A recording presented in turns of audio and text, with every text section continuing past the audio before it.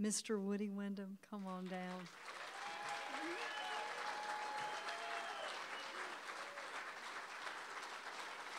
Your 2010 Masters recipient, Mr. Woody Wyndham. You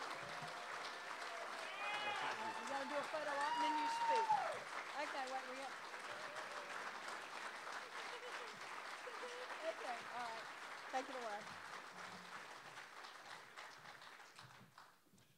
This is a great night.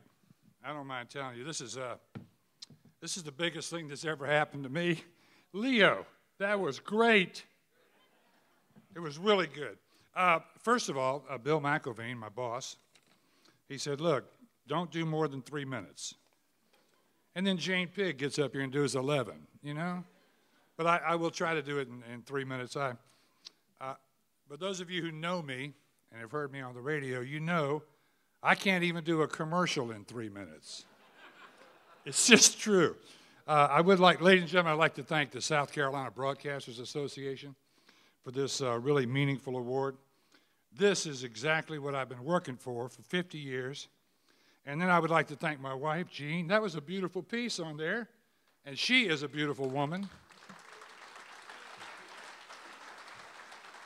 I'd like to thank her for being by my side and supporting me the entire 50 years.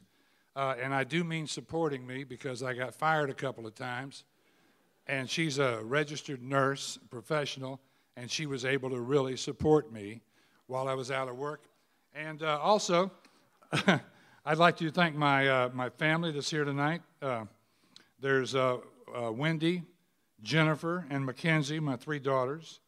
My granddaughter Sharon is sitting back here. She's the one that just presented us with a great-granddaughter. She's sitting right next to Bob Fulton. I went up and I told Bob, I said, you know, that's my granddaughter you're talking to. He said, oh. He didn't even know. She didn't say anything to him. And then there's also my brothers here. This table is my brother Paul, my brother Jim, and my brother Leo and their wives. This table right here owns Wyndham's Crossroads. We just all inherited it. We now own the entire 6 acres. We got an acre each. It's in Darlington County. Y'all stop by whenever you get a chance. Also, I would, oh, by the way, Leo, you just met Leo. He and I he was very modest about the Wyndham Brothers show. He was a major part of that show. And I've always wanted to do the show with my brother. We did it at 3 different times. He didn't mention COS-FM. We started the station as a country station, got the Wyndham Brothers show going, and on May 1st, 1976, WCOS-FM was #1 in the morning for the first time any FM radio station has ever had ratings like that. And it's because while we were on the air, every day we get off the air, our cheeks would be hurting from laughing so much. It was incredible. We just had such a good time. And I always thought, this has been my philosophy all along, if I have a good time on the radio, then the audience will too, and everybody will enjoy listening to the show. So we had record ratings with the Wyndham Brothers show. In fact, I'd like to tell everybody right now that we are going to do the show again together. We are. If it's the last thing I ever do, and you know what? I would like to make it the last thing I ever do.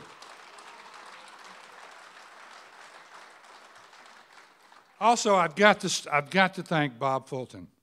He mentioned meeting me in the Huddle House that morning. We started working together. My first job at WCOS was to run the board for the Bob Fulton show.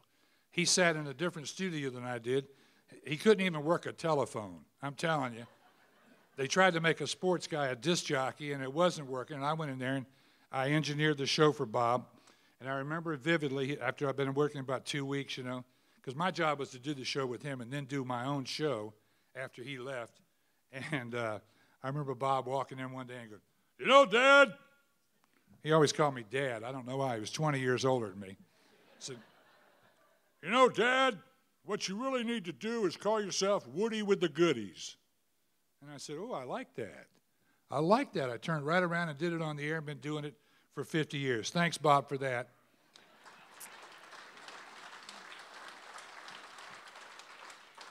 Also, Bob Fulton, the voice of the Gamecocks, my mentor.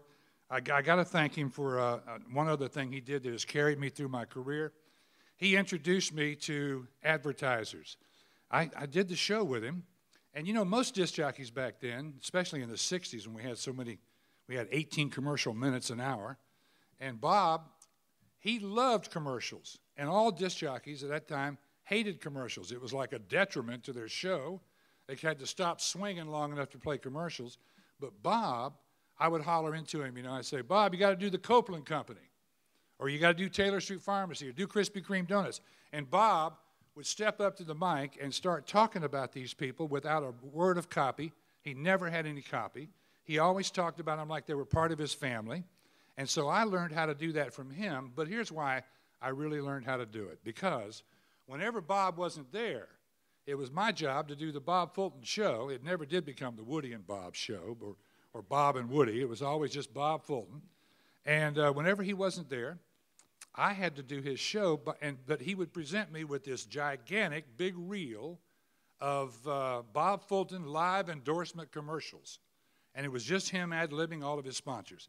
And I had a big Magna-Quarter over here, and every time I'd come out of a record, I had to hit one of those Bob Fulton commercials. You know, and I'd be swinging, and I hit a Bob Fulton commercial, and he would ad-lib. And then I found out years later that every time I did like that, Bob made $5. And I made up my mind right then that I am going to get me some of that. I am going to learn how to do that. And he taught me to form a relationship with your sponsors. And it looks like I have done that because tonight, they say it's one of the biggest crowds they've had. You know why? Because I invited every one of my sponsors to come here tonight, and every one of them paid to get in. Yes.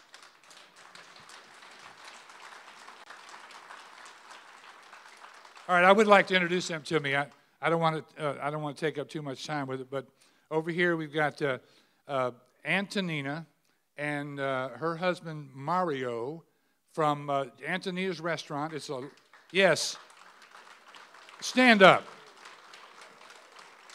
Wait a minute. Mario is standing up.